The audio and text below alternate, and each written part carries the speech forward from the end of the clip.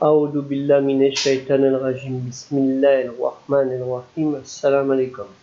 Je cherche la protection de Dieu contre le Satan lui lapidé, de par le nom de Dieu tout aimant et tout plein de miséricorde, que le salut et la paix de Dieu soient sur vous. Pour ceux qui ont déjà visualisé mes diverses vidéos, je vais refaire une petite mise au point sur l'exposition que j'envisage de faire à travers toute la France, enfin pour toute la France, qu'elle soit diffusée sur toute la France, si Dieu le veut, Inch'Allah, et a pour thème Islam, mais quoi au juste, la foi, la culture, l'histoire et son art. Et de par des éléments que je vais vous faire montrer, des livres, qui peuvent se concrétiser par des objets, j'en ai quelques-uns, mais c'est pas assez suffisant pour présenter cette exposition. C'est pour ça que j'ai fait appel à votre générosité, car je pense que nous avons un devoir d'éducation, aussi bien envers la communauté non musulmane, croyante ou pas, qu'envers la communauté musulmane qui parfois a des déviances qui peuvent aller à l'innovation. Et comme vous le savez, le bida, toute innovation mène au péché et tout péché mène à l'enfer. C'est ce que répètent souvent les imams dans leur prêche, lors du prêche du vendredi, le khutbah de Salat al-Juma'a, un rappel nécessaire pour ne pas dévier dans la foi, puisqu'on dit Idina et Sirata Mustaqim, dirige-nous dans le chemin droit, le chemin de la vérité, de la vérité.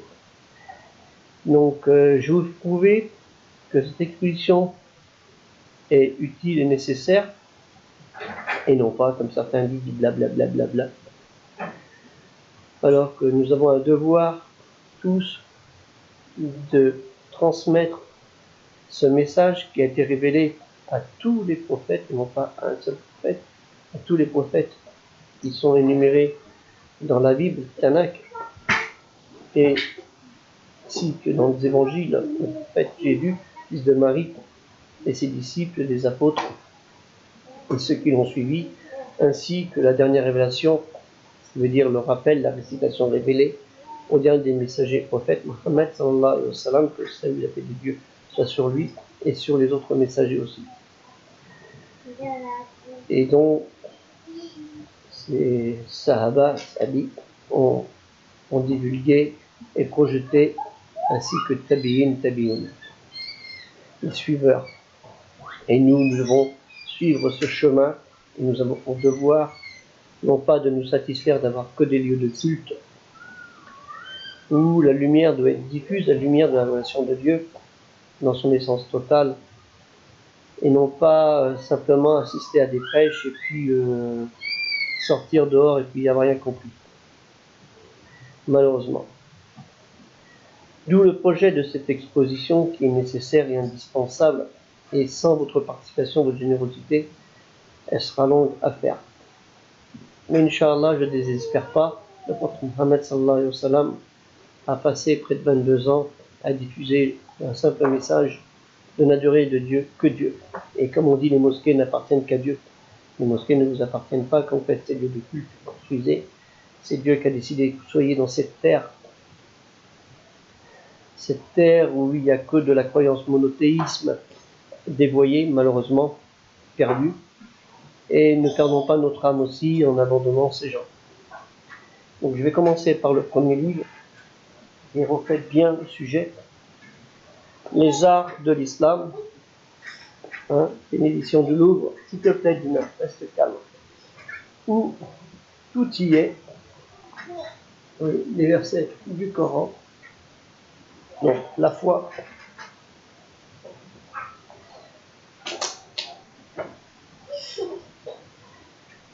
s'il te plaît, son histoire, donc tes cartes, son art, ce qui englobe la culture, de l'islam musulman. Mais il n'y a pas que ce livre, comme vous pourrez le voir. Les arts de l'islam au musée du Louvre, que j'avais déjà proposé, mais pour vous montrer l'utilité d'une exposition. Je vais le poser là. Ça fait encore un peu mal au bras. Mais cette douleur, c'est rien par rapport à la douleur de l'enfer qu'on devra supporter. Alors il y a, s'il te plaît, Dina, c'est le second livre qui fait chez Masno, l'islam et l'art musulman. La couverture, c'est celle-ci. Mais comme elle s'enlève, je vais laisser. L'islam, et vous voyez, nous avons toujours la foi, son histoire, son art,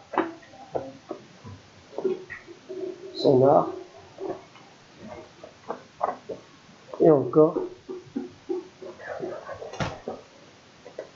Alors c'est ce que l'on retrouve, ce genre de mosquée en ce moment, de dôme, c'est ce qui se retrouve surtout dans la région de Strasbourg.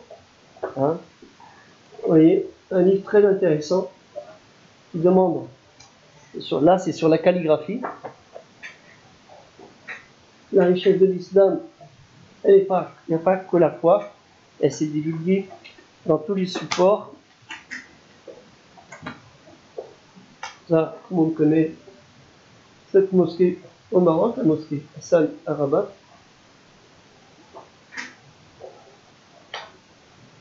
Et bien d'autres lieux de culte, ça c'est en Égypte, si je me souviens bien. Donc vous voyez, c'est des livres assez costauds, au mal au bras. Je vais les mettre avec celui-ci. Et ces livres vont servir de support à l'exposition, donc probablement, si j'arrive pas à avoir des originaux dans le luminure, il me faudra faire des photographies avec un professionnel et les encadrer. Alors, art de l'islam en Méditerranée, donc tout le monde connaît, ça c'est l'Espagne, Andalouse.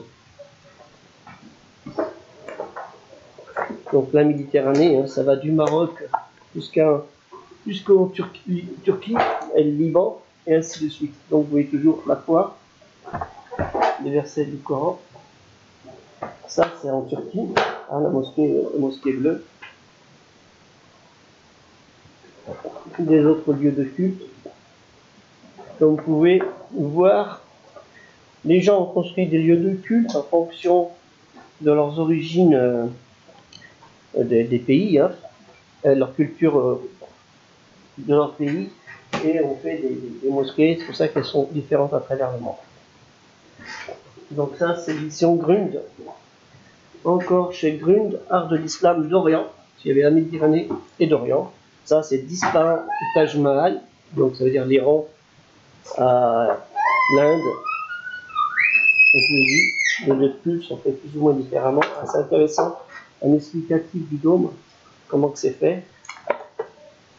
Les gravures sont connues, très intéressant.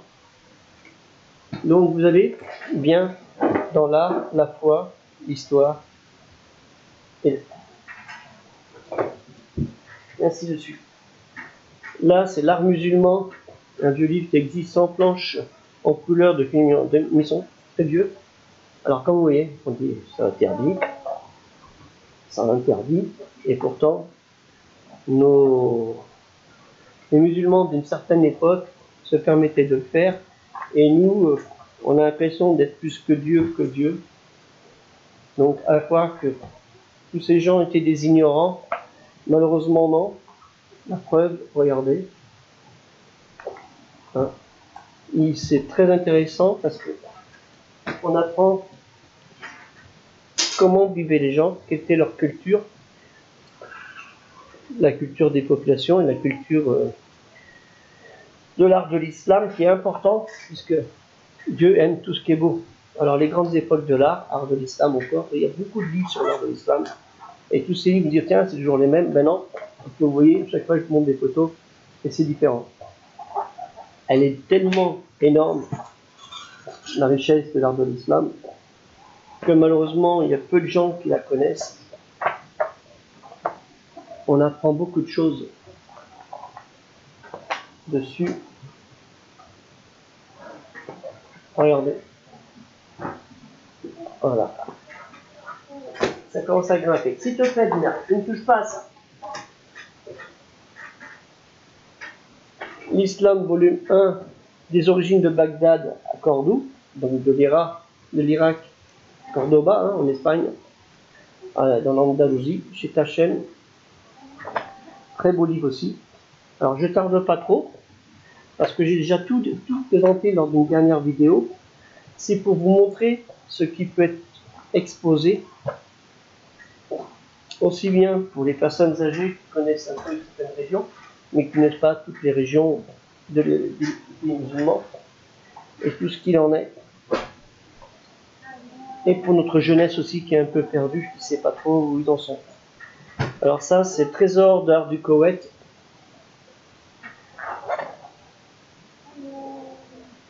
Alors, voilà.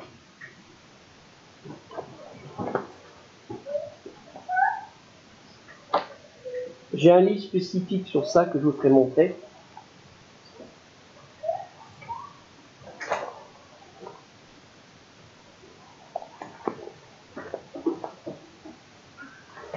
Les cartes, donc les géographes aussi, très important. Et il y en a une chose que j'aurais bien voulu faire montrer, un objet que j'essaierai d'avoir, si je peux, Inch'Allah. Alors ça, c'est aussi sur les mosaïques.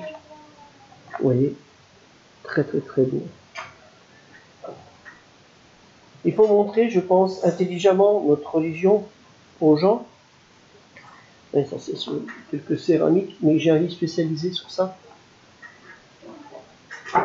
Pour montrer que notre religion, ce n'est pas que la lecture du Coran, puisque Dieu nous dit dans une des sourates, je crois que c'est à 78, 73, lisez ce que vous pouvez de la lecture, enfin, spalmodiez ce que vous pouvez de la lecture, spalmodiez, mais aussi le comprendre. C'est pas tout de comprendre le Coran par cœur, de lire le Coran par cœur, il faut le comprendre. Et déjà, le comprendre, il faut avoir aussi l'étude des textes et savoir que certains versets ont été abrogés par d'autres, ainsi de suite. Quand on dit soyez aimables avec eux, c'était à l'époque des Koresh. C'était à l'époque des Koresh, et après, il y a dans le verset de Taouba, un autre verset qui leur disait le contraire, qui abrogeait parce qu'il n'arrêtait pas, en tant que polythéiste, d'attaquer les gens qui sont dans la ferveur de la foi musulmane. S'il te plaît, donc. Alors, l'art des chevaliers de l'islam, on parle souvent de l'islam guerrier. Vous voyez, ils étaient peut-être des guerriers, mais ils faisaient des belles choses.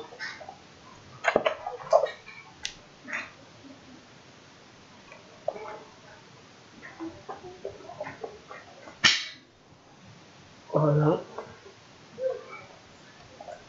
Ce sont des livres qui pèsent relativement lourd. Attendez un instant, s'il vous plaît.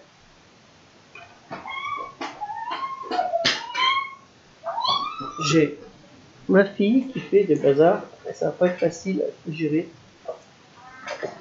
Voyez. Voilà. Une page classique comme ça, très jolie.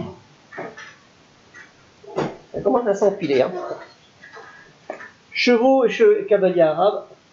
Qui dit musulman, qui dit arabe aussi, parce que musulman et arabe c'est pas pareil. Hein. Tous les arabes ne sont pas musulmans, hein, et tous les musulmans ne sont pas arabes. Voilà. Vous voyez, ils vont jusqu'à vraiment faire des trucs incroyables. S'il te plaît, ma fille.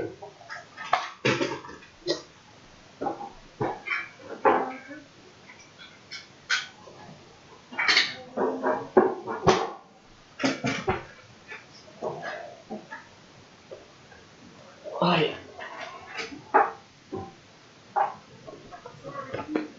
Un livre très intéressant, donc il peut être utile pour une exposition, pour comprendre c'est quoi. Et là, je vous parlais de céramique. Alors, vous voyez, c'est costaud. Hein. Il doit faire 7 ou 8 kilos. La céramique islamique, le guide du connaisseur. Et là, vous avez la totale. Surtout, vous pouvez tourner n'importe quelle page. Hein. C'est un livre énorme sur la céramique avec une cartographie de l'expansion de la fabrication de la céramique. Ça commence à peser. L'art calligraphique en islam, donc qui dit écriture aussi dit calligraphie. Au plus simple,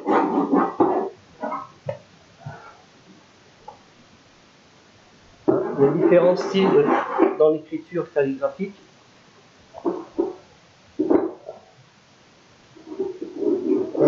Pas très épais, mais qui donne bien les choses, mais on retrouve de la calligraphie sur les autres livres.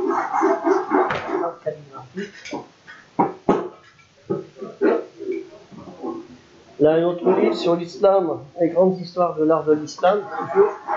C'est pour vous dire qu'au cas, si je ne trouve pas tous ces objets, je pourrais éventuellement refaire des panneaux en grand, ce qui a un coût.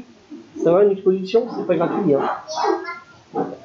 Et je trouve que c'est aussi important que de dépenser de l'investissement dans la construction d'un lieu de culte, à savoir qu'en France, on a déjà beaucoup d'églises, et que si on avait amené la religion à nos compatriotes non musulmans, mais qui sont issus des religions du monothéisme, on aurait peut-être pu utiliser les lieux de culte du christianisme si les gens seraient retournés dans la foi. C'est notre travail. C'est ce que faisaient les premiers musulmans dans l'Andalouse. Les grandes mosquées qu'on voit actuelles étaient avant des lieux de culte des Wisigoths, parce que c'était les Wisigoths qui étaient là-bas, chrétiens, ou autrement d'anciens temples romains polythéistes, comme la Kaaba, vous savez, la Kaaba créée par Abraham et Ismaïl, Abraham et Ishmaïl, Abraham, et que après ça a été mis dans le polythéisme pendant plusieurs siècles, même millénaires. Malheureusement, il a fallu attendre la dernière des révélations pour que ça revienne un lieu de culte, le culte de l'adoration au Dieu unique, dont certains, normalement, devraient, Inch'Allah, si Dieu le veut, faire le pèlerinage, comme on fait le pèlerinage à la Mecque. C'est l'aboutissement de la foi.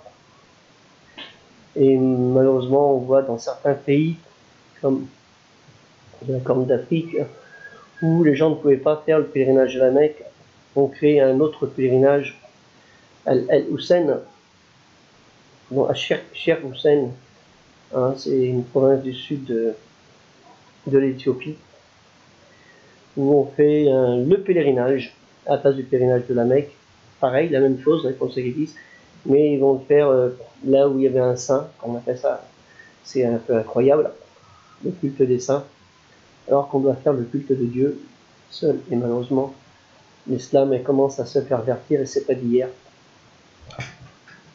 Et ces bidas, comme je le dis, les bidas mènent au péché, les péchés mènent à l'enfer. L'islam en Europe, à ne pas dédaigner, puisqu'elle existait. J'ai pas retrouvé, mais j'avais retrouvé une note sur un livre que j'avais passé à la mosquée de Nantes, mais j'aurais demandé aux gens de la mosquée de Nantes, côté de Saint-Herblain, de me retrouver ce livre, parce qu'il y avait une note qui était marquée, je crois que je ne sais plus si c'est à Sète ou à Narbonne, il y a une chapelle où il y a des versets du Coran, parce que cette chapelle, à l'époque où les musulmans dans le Narbonnais y étaient, parce qu'ils ne sont pas partis en 732, hein, faut pas croire, ils sont restés plus de 2 siècles après, en France, ce qu'on appelle la France maintenant, dans le Narbonnais et le Toulonnais, la région de Nice, Toulon et tout ça, le site des morts, des morts, M-A-U-R-E-S, au sein des Arabes. Donc voilà, un instant je prie, voilà. Ok. Donc c'est important. Mais c'est ça qu'il faut apprendre la religion aussi, mais ces livres aussi peuvent nous y aider à faire comprendre les choses aussi par les visuels. Alors l'étrange et le merveilleux en terre d'islam, c'est un livre très intéressant, édition du Louvre. Vous voyez des choses comme ça, pour savoir, ah c'est des gravures, mais vous voyez, hein, c'est pas d'hier. C'est concernant le jardin d'Éden. Et les gens représentaient en fait des procès des versets du Coran. Et par exemple là il parle l'imam Reza arrachant les âmes à un démon. Comment il représentait le démon? C'est le même que la couverture. Le thème de l'enlèvement, c'est un livre assez intéressant, moi je trouve, très très intéressant. Alors, voilà. Alors ça, c'est assez intéressant parce que la mort du phénix, page du Mantik et Tahir de Farid Bin Attar. C'est très très très très bien fait. L'art populaire, Bourak, tout le monde connaît, mais bon, c'est une image, hein, c'est une représentation, ce que les gens imaginent quand le cheval a amené, Bourak a amené le prophète sur celui, il appelle ça sur lui, de la Mecque à la mosquée lointaine, à Jérusalem, Yerushalayim, la ville qui est au-dessus, une ville où j'ai travaillé avec des enfants handicapés. Et à Saint-Vincent qu'on appelle Al-Aqsa maintenant. Enfin, tout le monde l'appelle comme ils veulent. El-Kos, Al-Aqsa, Yerushalayim, Yerushalayim. Voilà. Alors, ça n'a pas d'importance, c'est le lieu qui est important. Sous la direction de Francesco Gabrielli, c'est très intéressant, l'histoire et description de l'islam en Europe, toujours. Il y a plusieurs livres qui ont été écrits dessus, et c'est bien d'avoir plusieurs versions, parce que tout n'est pas dit toujours dans un livre, des fois il en faut plusieurs.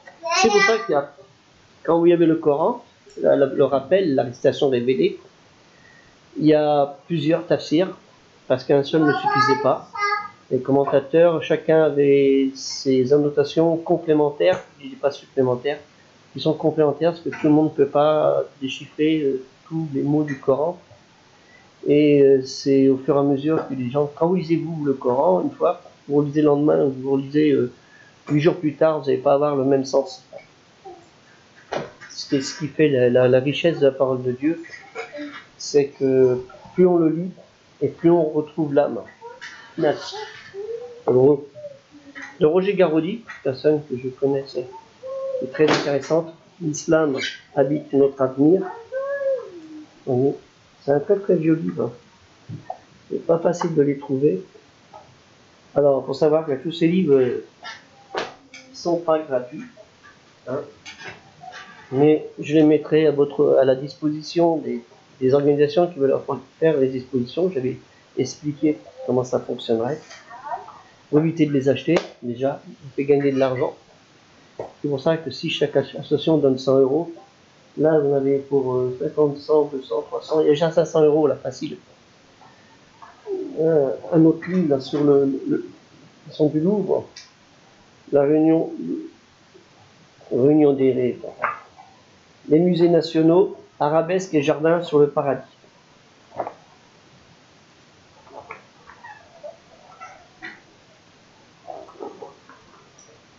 Très très très beau livre. Je ne peux pas tout vous faire montrer. Ça prendrait beaucoup de temps. Mais l'exposition permettrait de le faire, parce qu'à chaque livre, on mettrait vraiment une dizaine de gravures pour expliquer cela. Je vais essayer de les mettre derrière pour empiler, parce qu'il y en a d'autres. Mosquée et miroir de l'islam.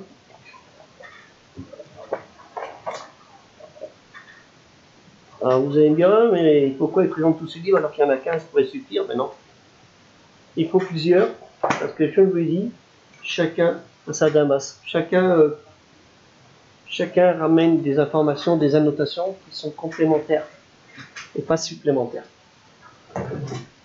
Elle veut m'aider, ma fille, mais c'est difficile pour elle, c'est lourd. Donc, un an et demi. Ça, c'est pas maintenant. Ah oui, il y a le livre aussi sur. Alors, il a abîmé les armes blanches de l'islam, comme le livre que je vous ai fait montrer tout à l'heure. Ça, c'est Sahara au Touareg. Oui, un explicatif. C'est pour ça que lui, c'est complémentaire. Des fois, vous avez une simple gravure, mais des fois, vous avez comme ça. Et des fois, vous avez une explication. Comment sont faits les armes. Très intéressant. Alors, j'en ai un comme ça. Ce modèle-là, j'en ai un. Qui vient entre l'Arabie et le Yémen. Voilà. Alors, parlons d'Arabie. Non. Alors, c'est pas celui-ci. Non, on va pas mettre celui-ci parce qu'il n'a pas tellement un chef. Alors on avait ce livre là aussi. Ah voilà, les armes orientales. C'est ce que j'avais fait montrer. Hein. Oui. J'avais essayé d'avoir cette armure qui était en vente. Il y avait cette armure qui était en vente, mais bon, comme j'ai eu personne pour m'aider, j'ai pas pu l'acheter. C'est un peu dommage, s'il y avait la volonté. Hein, souvent, il y a des objets comme ça qui sont en vente, et malheureusement, on ne peut pas les avoir, et ça aurait été très utile pour les expéditions. Lune d'Arabie, oui. Livre très intéressant. C'est au Yémen, on parle d'Arabie, parce que l'Arabie, c'est pas l'Arabie des Saouds. Alors, il faut faire attention, hein. Quand vous avez des gens qui vous parlent d'Arabie, à chaque fois, quand ils confondent l'islam et l'Arabie saoudite. L'Arabie des Saouds n'existait pas à l'époque du prophète, c'était l'Arabie. Hein. Faire très attention, c'est très important aussi d'avoir la notion historique des choses. Les Saouds ont donné leur nom, ont rajouté leur nom à l'Arabie, mais sans plus. C'est les seuls à l'avoir fait. Hein. Nous, c'est un peuple franc qui a donné le nom aux Francs et non pas qui a après donné le nom François et ainsi de suite. Voilà. Ouais, c'est gentil. Ouais. Alors là, vous avez le Maroc médiéval, très gros livre. Le Maroc médiéval. Alors, très intéressant livre. Oui, ma fille, t'es gentil, t'es gentil. Je suis obligé de t'enlever les livres. Alors ça, ce sont des œuvres que tout au Maroc, que en Espagne, dans l'Andalousie. Il y a eu un rapprochement. Hein. Alors l'un a donné à l'autre. Oui, t'es belle. T'es belle, mais il faut les paysans tranquilles.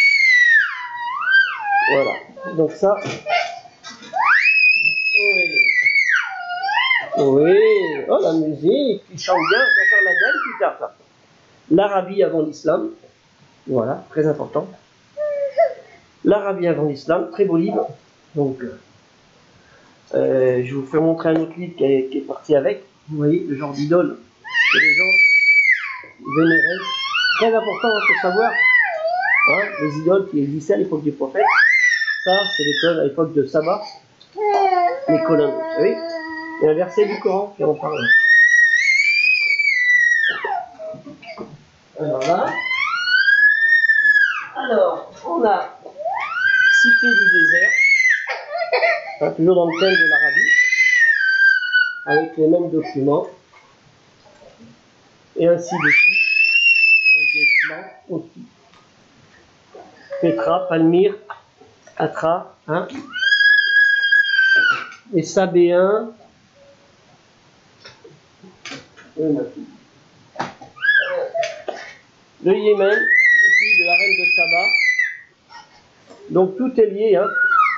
Vous regardez comment c'est fait, et comme je vous ai dit, islam, foi, alors ça c'est les textes, islam, foi, culture et art, tout y est. On va mettre là, ce sera moins lourd pour le petit Bob.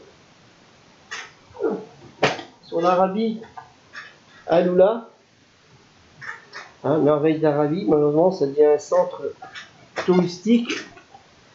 Et j'espère que les gens ne vont pas faire des graffitis sur ces graffitis. Comme ça se fait qu'on la voit quand les gens font le pèlerinage et vont à Hira, ils écrivent leur nom dans la caverne, c'est honteux, là où le prophète sallallahu alayhi wa sallam allait, et les gens ont osé, ils écrivaient leur nom dans cet endroit, un lieu chargé d'histoire et de foi. C'est comme si vous alliez au Mont-Saint-Michel ou sur la Tour Eiffel, où les gens écrivent sur les barres de fer de la Tour Eiffel. Non. C'est pour vous dire que la foi, elle est limite pour certains. L'architecture mort en Andalousie, comme je l'ai dit, hein, c'est de l'Afrique du Nord qu'on enrichit l'Europe musulmane, de par son architecture, mais aussi de par beaucoup de choses, ses savants. Donc il y a de quoi étudier et de montrer des choses vraiment incroyables. Hein, maintenant, ce sont certains, c'est devenu des églises. ni la veille. Vous voyez ce que les gens faisaient, c'est incroyable, avec les moyens du bord. Il faut savoir que des fois, certains émirs de l'époque embauchaient jusqu'à 10 000 personnes et disaient il faut tant que ce soit fini dans tant de période. Et ils tenaient leurs engagements, alors maintenant, vous allez construire un immeuble, une mosquée et autre, ça dure plus longtemps et des fois ça coûte plus cher que le devis. Comme nos élus, quand ils font construire une piscine et une école, au départ c'est 2 millions, et ça remonte à 5 millions et les délais sont rallongés. Peu de fois. Bah. Alors, très intéressant ça. L'architecture ibadite, les ibadites, ont été martyrisés, torturés, dénigrés et tout, qu'on retrouve un peu partout, surtout au sultanat d'Oman, en Algérie, au Maroc, en Égypte, et tout ça. Ils sont vraiment réfugiés du côté de Gardaïa, tout ça, une ville que je connais, en Algérie. L'architecture ibadite, par Manuel Roche, alors elle et son mari ont beaucoup, lui qui était architecte et elle photographe, ont beaucoup travaillé sur le sujet. Regardez, très intéressant. Alors ça c'est le tombeau de Cheikh Hamid Saïd. Malheureusement, c'est comme partout, les gens, voilà. Ça vous connaissez le principe, et même après en 3 parties. Une part pour la culture, une part pour les pauvres, une part ainsi de suite. Alors, légende de Sidi Ibrahim. L'eau, l'importance de l'eau. Donc, je ne rappellerai pas les versets du Coran qui expliquent l'importance de l'eau. Est-ce que l'eau connaît? Alors, le mzab, vous voyez, c'est pareil, les ibadites. C'est ça, le mzab, c'est en Algérie. C'est des livres qui sont très très vieux. Ne sont pas donnés. Là, il était marqué 210 francs à l'époque. Qualité de papier, c'est très très bien. C'est pas du papier d'imprimante quelconque, ce qui donne la qualité de photographie. Là, vous ne voyez peut-être pas à l'écran, mais c'est André Ravenot, le mari de la personne que j'ai dit tout à l'heure, de Manuel Roche, mari ou conjoint, c'est plutôt son mari. Petra, c'est pareil.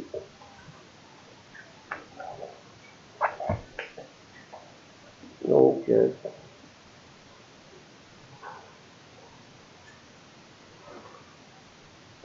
dans le Coran, on parle de ces gens qui ont construit une maison dans la roche. Moi, c'est des petites notes que je rajoute, des fois qui n'ont pas été mises dessus, parce que souvent, il y a beaucoup de non-musulmans qui ont écrit là-dessus, et autres. Vous voyez. Alors, il y a eu des tombes et des habitations aussi.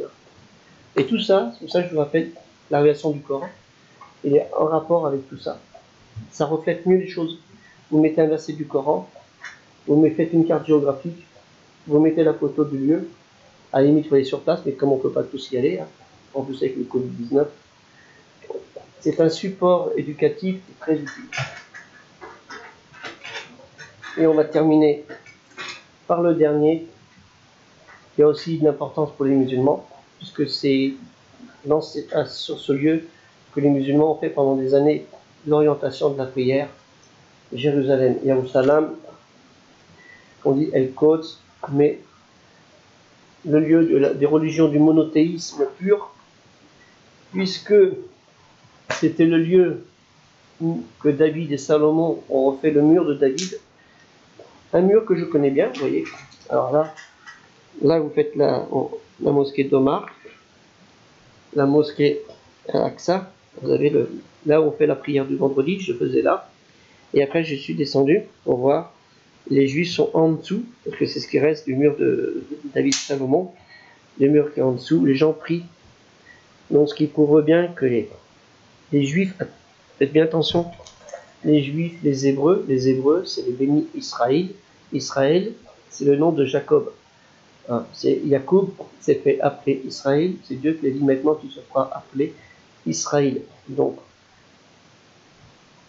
comme Abraham n'était pas juif, puisque les Juifs sont venus après Jacob. C'est Jacob, les tribus, les Juifs, Hein, les bénis Israël, les enfants d'Israël, bénis Banu Israël, les enfants d'Israël, donc les enfants à descendance de Jacob, on l'entend comme ça. C'est très important de comprendre le verset du Coran, le sens, de souvent confondre les gens.